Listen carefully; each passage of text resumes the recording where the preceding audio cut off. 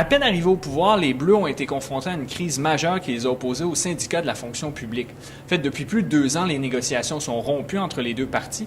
Et pour forcer le gouvernement à bouger dans ce dossier-là, les syndicats ont prévu une manifestation de 300 000 personnes cet après-midi à Montréal. Pourtant, le gouvernement, en conférence de presse, ne semblait pas très inquiété par la situation. Que tout va s'assurer dans la sécurité et dans la tranquillité. C'est une crise qui va être facilement gérée. Pressé de réagir, le gouvernement est resté évasif sur ses intentions et a fait plutôt porter le chapeau aux municipalités dans ce dossier-là. Premièrement, il faut comprendre que ce n'est pas le gouvernement qui négocie avec les employés, mais bien la ville.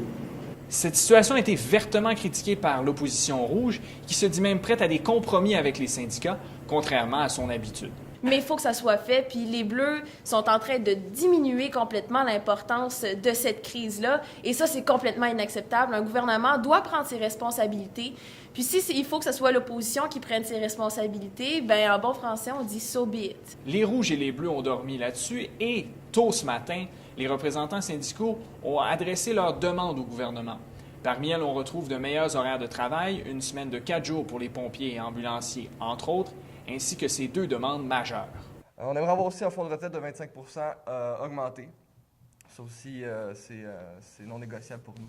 On en a discuté longtemps là, avec tous nos syndicats, puis ça n'a pas de sens. Et aussi, une dernière chose, une hausse des salaires de 30 Maintenant qu'ils sont au courant des revendications syndicales, l'opposition rouge se dit également prête à négocier avec les syndicats. Si, personnellement, moi, si je vois que les demandes sont raisonnables, si je vois que les demandes sont posées, claires et qui sont financièrement sensées, moi, je suis prête à me ranger du côté des travailleurs en tout temps. De leur côté, les Bleus restent campés sur leur position, mais ils assurent vouloir garder le dialogue avec les syndicats. La partie est donc loin d'être gagnée. Simon Lancereau pour InfoPay.